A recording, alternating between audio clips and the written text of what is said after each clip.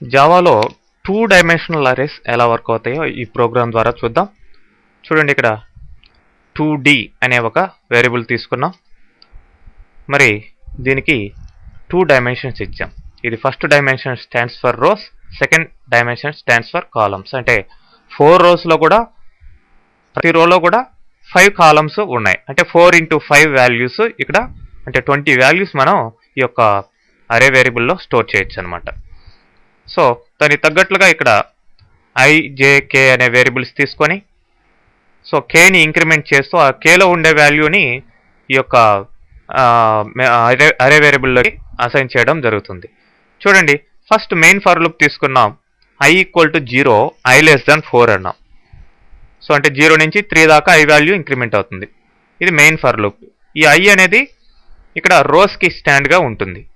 అట్లనే దాని కింద సబ్ ఫర్ లూప్గా Jని తీసుకున్నాం. J = 0, J <5 అన్నాం. అంటే J 0 నుంచి 4 దాకా ఇంక్రిమెంట్ అవుతుంది. సో అంటే 4 into 5 20 టైమ్స్ ఇక్కడ ఈ యొక్క కేలో ఉన్న వాల్యూస్ని ఇంక్రిమెంట్ చేస్తూ ఈ యొక్క 2 డైమెన్షనల్ అరేలోకి మనం వాల్యూస్ని అలొకేట్ చేయడం జరిగింది.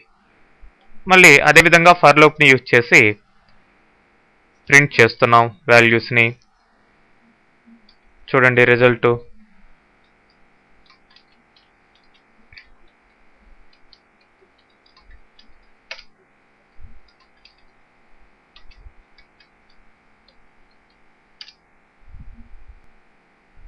Okay, first dimension, second dimension, third and fourth.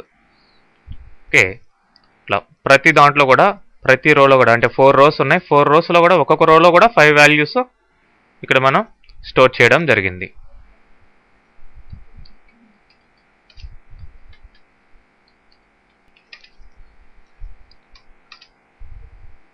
అయితే manually allocating different sizes to the second dimension. ఇక్కడ చూడండి, సేమ్ 2D అనే వేరియబుల్ ఒకటి తీసుకొని దానికి ఫస్ట్ అంటే రోస్ మాత్రం అలొకేట్ చేసాం. 4 రోస్, కాలమ్స్ ఇవ్వలేదు.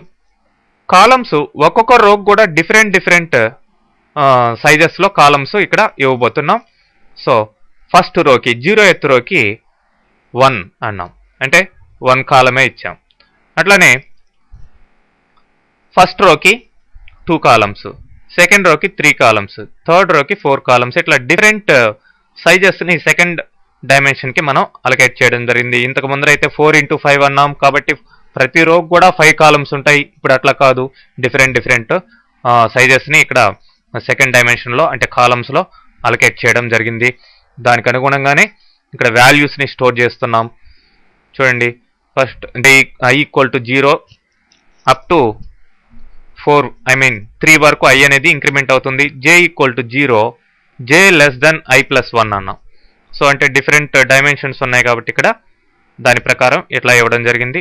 అంటే ఫస్ట్ J 0 వరకే ఉంటుంది ఫస్ట్ రోలో, నెక్స్ట్ రోలో J 1 వరకు ఉంటుంది, తర్వాత 2 వరకు, తర్వాత 3 వరకు ఇట్లా ఇంక్రిమెంట్ అవుతూ దానికి అనుగుణంగా ఇక్కడ వాల్యూస్ని స్టోర్ చేస్తున్నాం.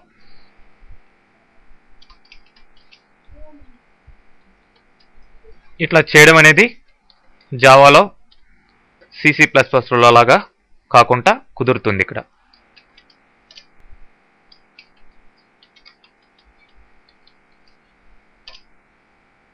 చూడండి, 4 రోస్కి కూడా డిఫరెంట్ సైజెస్లో కాలమ్స్ ఇవ్వడం జరిగింది.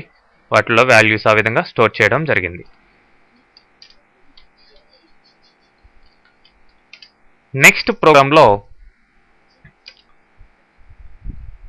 ఇక్కడ M అనే ఈ యొక్క అరే వేరియబుల్ని డిక్లేర్ చేసేటప్పుడే ఫస్ట్ రోకి ఈ వాల్యూస్, సెకండ్ రోకి ఈ వాల్యూస్, థర్డ్ రోకి, ఫోర్త్ రోకి ఇట్లా డైరెక్ట్గా మనం వాల్యూస్ని, సెట్ ఆఫ్ వాల్యూస్ని ఇవ్వడం జరిగింది. ఫస్ట్ రోలో ఫస్ట్ కాలం, ఫస్ట్ రోలో సెకండ్ కాలం, ఫస్ట్ రోలో థర్డ్ కాలం, ఇట్లా కామా పెట్టి ఇదొక సెట్, ఫస్ట్ రో సెట్. ఇది ఫస్ట్ రో సెట్ అయిపోయిన తర్వాత మళ్ళీ comma, next second row set, third row set, fourth రో సెట్ అన్నీ అయిన తర్వాత క్లోజ్ చేసి ఆ యొక్క కరస్పాండింగ్ వాల్యూస్ని ఈ విధంగా ప్రింట్ చేయడం జరుగుతుంది.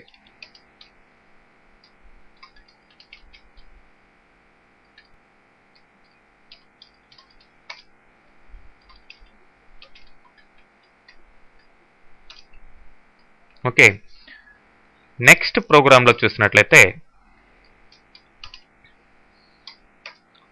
3 డైమెన్షనల్ అరేస్. మరి ఇక్కడ 3 డైమెన్షనల్ అరేస్లో చూడండి, 3 into 4 into 5 అంటే ఫస్ట్ మెయిన్గా 3 రోస్ అనుకుంటే ఆ 3 రోస్ కింద సబ్గా మళ్ళీ 4 కాలమ్స్ వస్తే మరి 4 కాలమ్స్కి మళ్ళీ సబ్గా ప్రతిదానికి కూడా 5 కాలమ్స్ రావడం జరుగుతుంది. సో ఇట్లా దానికి అనుగుణంగానే ఇట్లా వాల్యూస్ ఇక్కడ ఐజేకే మెయిన్ ఫర్ లూప్, దాని కింద సబ్ ఇట్లా 3 into 4 into 5 అన్ని వాల్యూస్ ఇక్కడ స్టోర్ అయ్యే విధంగా ఇక్కడ మనం వాల్యూస్ని అలొకేట్ చేయడం జరిగింది. ఏదో సమ్ వాల్యూస్ని ఇవ్వడం జరిగింది, ఐ ఇంటూ జే ఇంటూ కే అని చెప్పేసి వాటిని మల్టిప్లై చేసి స్టోర్ చేస్తున్నాం. దానికి తగ్గట్లుగానే కింద ఆ వాల్యూస్ని ప్రింట్ చేస్తున్నాం.